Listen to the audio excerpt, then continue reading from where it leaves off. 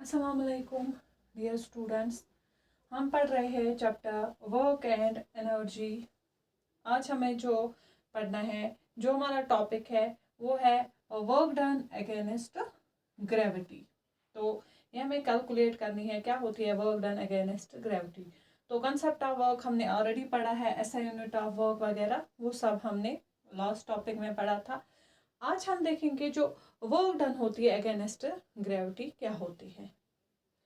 आपको पता है कि जो अर्थ होती है, जो ज़मीन होती है, ये क्या करती है? शाबाश, ये हर एक चीज़ को, इसके पास जो ग्रेविटेशनल पुल होता है तो उसकी वजह से क्या करता है ये हर एक चीज़ को अपने सेंटर की तरफ खींचती है। ठीक है, तो जो अगर हम अर्थ की बात करेंगे तो it pools each and every object towards the surface, towards its surface. So जब भी हम वर्टिकली लिफ्ट करेंगे कोई भी चीज़, ठीक है, फॉर एग्जांपल अगर टेबल पे बुक है, अगर हमें वो टेबल से उठानी है तो वहाँ पे जो वर्क डन होती है, वो जो वर्क डन होती है, वहाँ पे जो वर्क डन होती है वो होती है वर्क डन अगेंस्ट ग्रेविटी। तो सिंपली आप ये याद रखिएगा, जहाँ पे भी हम वर्टिकली कोई भी चीज़ लिफ्ट करेंगे तो वहाँ पे जो वर्क डन होती है वो हमेशा होती है वर्क डन अगेंस्ट ग्रेविटी। ठीक है, अब उस टाइम पे जो फोर्स होता है, मतलब जब हमने कोई ऑब्जेक्ट लिफ्ट किया वर्टिकली अपवर्ड्स, तो उस टाइम पे जो फोर्स होता है वो किसके बराबर होता है? That is equal to the weight of the object. तो आप ये कह सकते हैं when a body is lifted vertically upwards then the force required to lift the body is equal to its weight. ठीक है, तो when a body is lifted vertically upwards,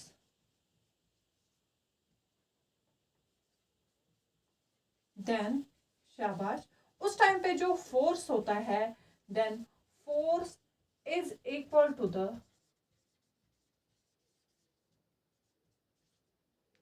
to its weight। मतलब जो उस टाइम पे body का wait होगा उसी के बराबर होता है फोर्स। यहाँ तक समझ आया?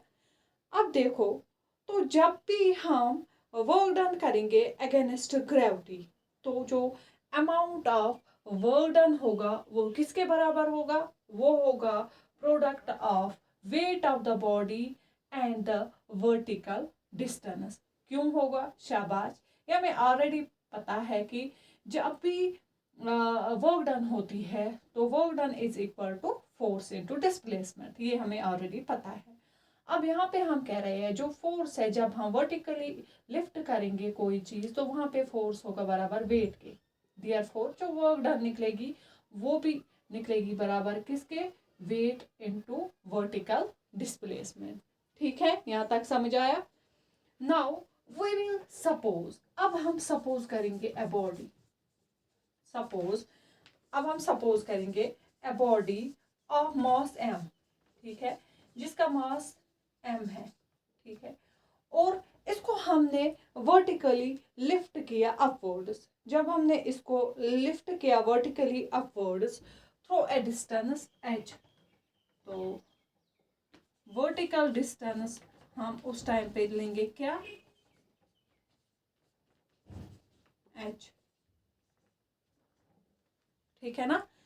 तो हम क्या कंसिडर कर रहे हैं? सपोज ए बॉडी है जिसका मास m है और जिसने ट्रेवल की वर्टिकल डिस्टेंस, कितनी वर्टिकल डिस्टेंस ट्रेवल की? h। So in this case the force required to lift the body upwards will be equal to weight of the body. ठीक है ना? Force required to lift the body,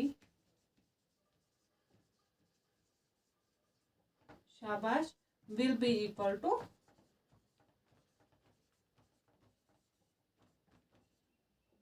wait of the body.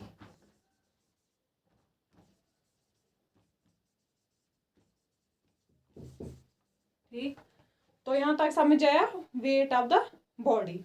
और जो wait of the body होता है वो किसके बराबर होता है? शाबाश, m into g, where m is the mass of the body and g is the acceleration due to gravity. Now जो वर्क डन होगी इन लिफ्टिंग ए बॉडी वो किसके बराबर होगी? शाबाश, therefore work done in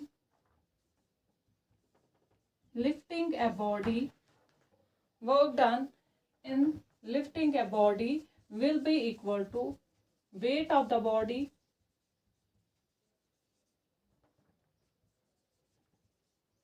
into, शाबाश, into क्या? vertical distance.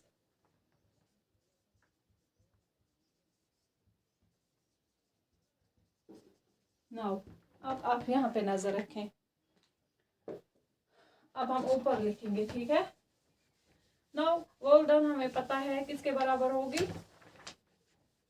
शाबाश, वर्क डन होगी बराबर wait of the body into vertical distance.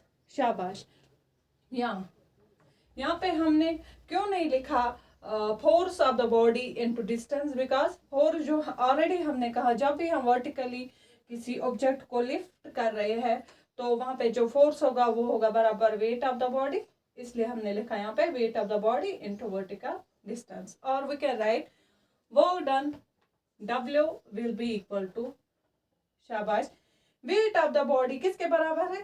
m into g, शाबाश। और वर्टिकल डिस्टेंस ऑलरेडी हमने सपोज की है किसके बराबर होती है? वर्टिकल डिस्टेंस h, यहाँ पे हमने लिखा था वर्टिकल डिस्टेंस h, शाबाश, इनटू h। सो जो वर्क डन हमने कैलकुलेट की against gravity that is equal to m into g into h, that is simply equal to W is equal to mgh, where m क्या होता है? m is the mass of the body, शाबाश। g क्या होता है?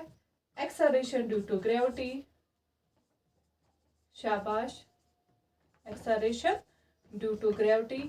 And जो यहाँ पे h होती है, h क्या होती है? h is equal to vertical distance, h is equal to vertical distance. Now ये इक्वेशन आप हमेशा याद रखेंगे जब भी हमें वर्क डन कैलकुलेट करनी होगी अगेंस्ट ग्रेविटी तो वो किसके बराबर होती है? W is equal to mgh। और ये भी आप याद रखेंगे कि कहाँ पे होती है वर्क डन अगेंस्ट ग्रेविटी? जब भी हम कोई बॉडी वर्टिकली लिफ्ट करेंगे अपवर्ड्स। फॉर एग्जांपल, इसमें आप कई सारे एग्जांपल्स देख सकते हैं। फॉर एग्जांपल अगर हम देखेंगे, अगर आप चढ़ रहे हैं दूसरी स्टोरी पे, ठीक है ना, दूसरी स्टोरी पे चढ़ने के लिए आप क्या करते हैं? सीढ़ियों से चढ़ते हैं या लिफ्ट में चढ़ेंगे तो वहां पे क्या होता है? तो वहां पे जो वर्क डन होती है वो भी होती है वर्क डन अगेंस्ट ग्रेविटी। और किसके बराबर होती है वो work done against gravity? That is equal to m into g into h। तो ये आप हमेशा याद रखेंगे दो वर्क डन अगेंस्ट ग्रेविटी होती है बराबर W is equal to mgh। Now इसमें मैं आपको थोड़ी सी एक प्रॉब्लम कराऊंगी।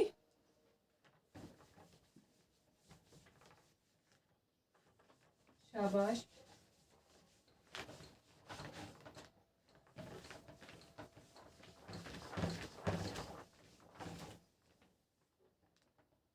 ठीक है।